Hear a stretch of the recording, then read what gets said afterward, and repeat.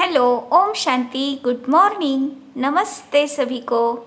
चलो आज हम देखते हैं, आओ हम मूल्यों से बने मूल्यवान। इस सत्र में दूसरा मूल्य है नम्रता। नम्रता। एक कहानी सुनाती हूँ। एक बालक कक्षा में बहुत होशियार है। सभी उसकी प्रशंसा भी करते हैं। सहपाठी उसके साथ बैठना भी बहुत पसंद करते हैं। लेकिन धीरे धीरे उसमें पढ़ाई का अहंकार आ जाता है। अहम भाव के कारण वह किसी को कुछ नहीं समझता, मित्रों से मिलकर नहीं रहता, बड़ों को सम्मान नहीं देता तो उनके दिल से उतर जाता है। सहपाठी उससे किनारा करने लग जाते हैं। उद्दंडता के कारण उसका ध्यान पढ़ाई पर कम हो जाता है। धीरे धीरे वो पढ़ाई में भी पिछड़ने लग जाता है।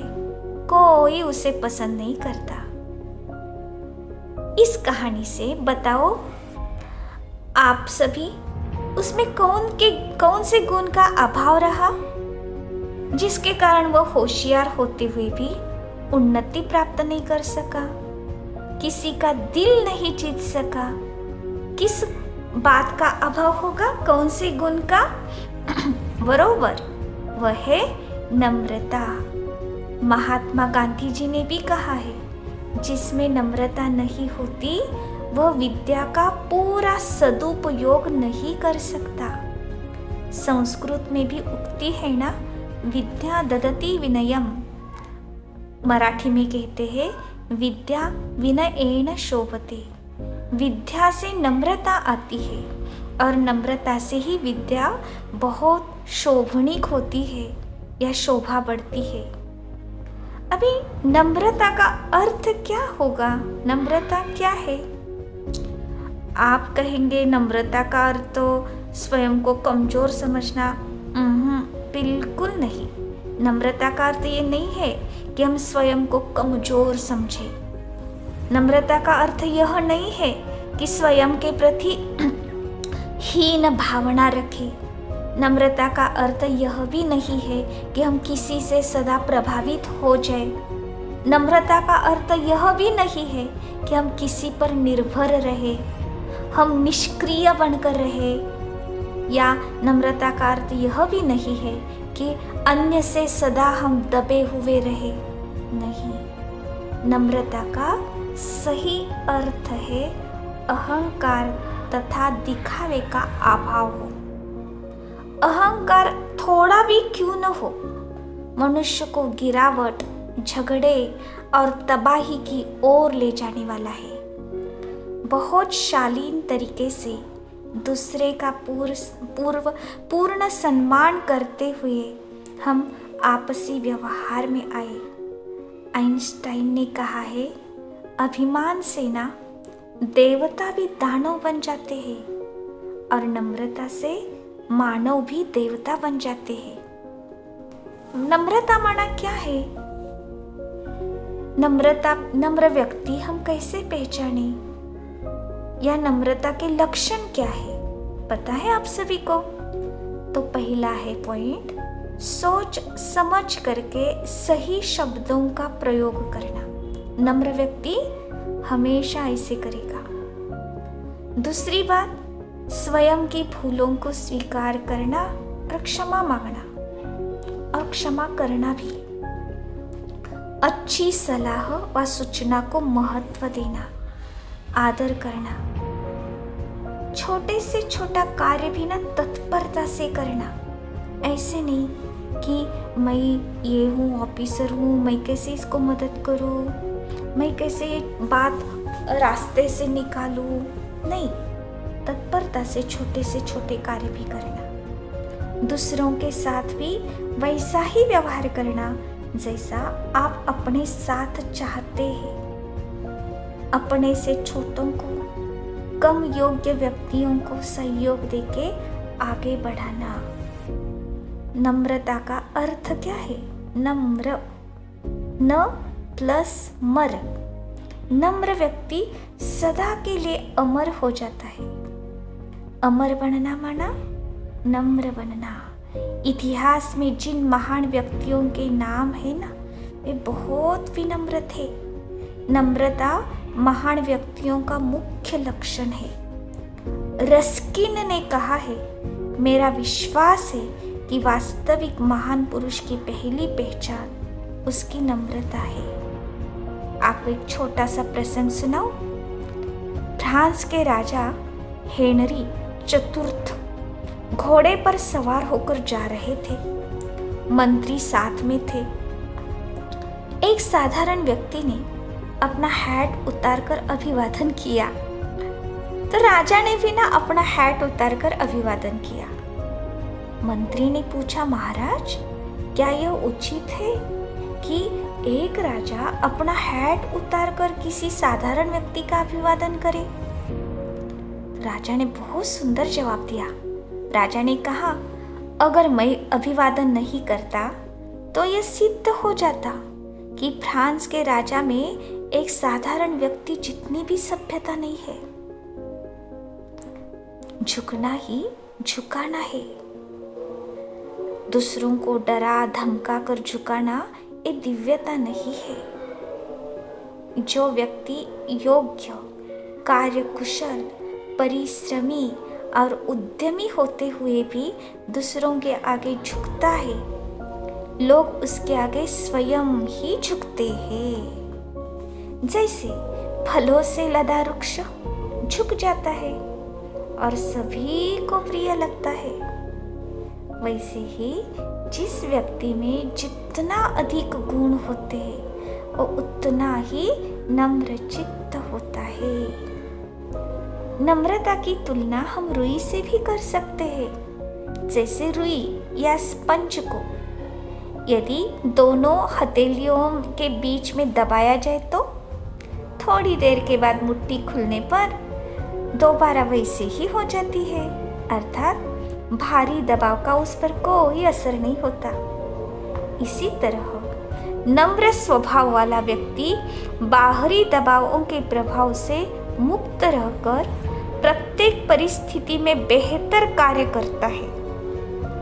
जैसे जल को जिस आकार के बर्तन में डालो वैसा ही आकार धारण कर लेता है, वैसे ही नम्रता के गुण को धारण करने वाला व्यक्ति हर परिस्थिति में स्वयं को ढाल लेता है। एक कहानी सुनाती हूँ, बहुत अच्छी है। बहुत समय पहले की बात है। दो राजकुमार थे। दोनों के स्वभाव में बहुत अंतर था। बड़ा भाई कठोर स्वभाव का था, परंतु इसके विपरीत छोटा भाई बहुत नम्र स्वभाव का था। एक बार दोनों भाई जब बाग में टहल रहे थे तो उन्होंने एक हंस को उड़ते हुए देखा। बड़े भाई ने तीर चलाकर उसे जमीन पर गिरा दिया। छोटे भाई दौड़ कर गया, उसने उठाया, उसके जख्मों पर दवाई आदि लगाई।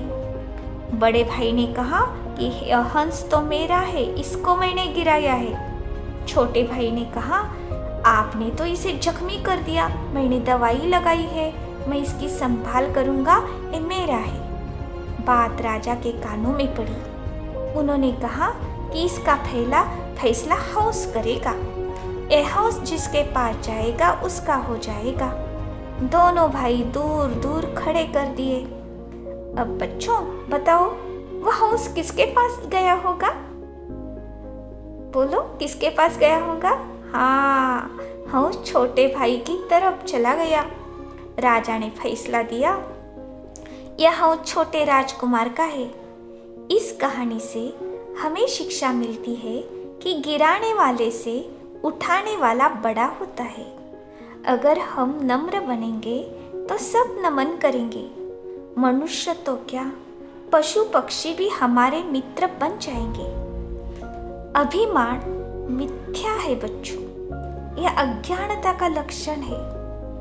समझा?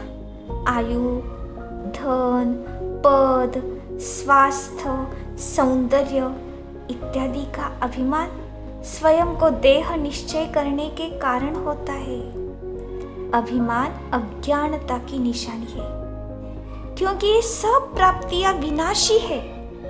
अगर हम स्वयं को एक सत्य ज्योति स्वरूप आत्मा निश्चय करें तो अभिमान से बच सकते हैं, क्योंकि जितना हम आत्मा की सत्य ज्योति बिंदु निराकार स्थिति में रहते हैं उतना निरहंकारी बनते जाते हैं। स्वयं की योग्यता, प्रतिभा, विशेषता का उपयोग करना, उसे निखारने में प्रयत्नशील रहना ये नम्रता के विरुद्ध नहीं है, पर उसका अभिमान करना, अहम रखना नम्रता के विरुद्ध है।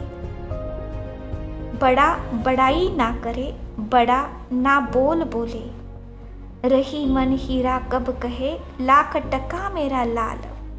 ऐसे बहुत सुंदर एक कबीर जी के बोल है। एक छोटी और कहानी। मोमबत्ती और अगरबत्ती दोनों बहनें थी। दोनों एक मंदिर में रहती थी। बड़ी बहन मोमबत्ती हर बात में अपने गुण को गुणवान और अपने फैलते प्रकाश के प्रभाव में सदा अपने को ज्ञानवान समझकर छोटी बहन को नीचा दिखाने का प्रयास करती थी। अगरबत्ती सदा मुस्कुराती रहती। उस दिन भी हमेशा की तरह भांति पुजारी आया, दोनों को जलाया और किसी कार्यवश मंदिर से बाहर चला गया। तभी हवा का एक तो तेज झोंका आया और मोमबत्ती बुझ गई। यह देखकर अगरबत्ती ने नम्रता से अपना मुख खोला। बहन, हवा के एक हल्के झोंके ने तुम्हारे प्रकाश को समेट दिया, परंतु इस झोंके ने मेरी सुगंध को और ही चारों तरफ बिखेर दिया। यह सुनकर मोमबत्ती को अपने अहंकार पर शर्मिंदा हुई। समझा? तो आप सभी को नम्रता का गुण धारण करना अभी सहज हो जाएगा ना? क्या पसंद है, नम्र रहना या अहंकारी रहना? अहंकारी हमेशा विनाश को अपना लेता है, समझा? और नम्र व्यक्ति जो है वो सफलता की शिखर पर चढ़ जाता है। कुछ बहुत सुंदर ना बड़ों ने कुछ नम्रता के बारे में बहुत सुंदर सुविचार बताए हैं। किसी ने बोला नम्र बनो, स्वयं भगवान ने भी कहा है नम्र बनो, तो सब नमन करेंगे। नम्रता से हम नमन योग्य बनेंगे। दूसरा एक बहुत सुंदर पंचतंत्र में नम्रता के बारे में लिखा है, नम्रता को जीवन में धारण करने के लिए कोई मूल्य चुकाना नहीं पड़ता, परंतु यह हर चीज खरीद सकती है। नम्रता। संत ऑगस्टिन ने क्या कहा है?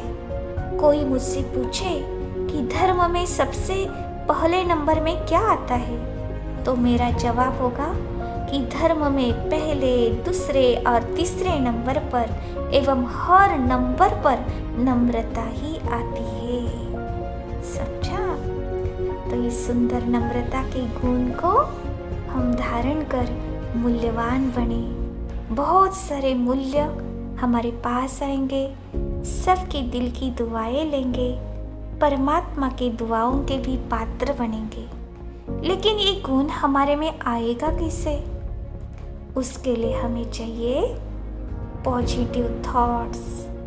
अब पॉजिटिव थॉट्स आएंगे कैसे? उसके लिए चाहिए श्रेष्ठ सत का संग।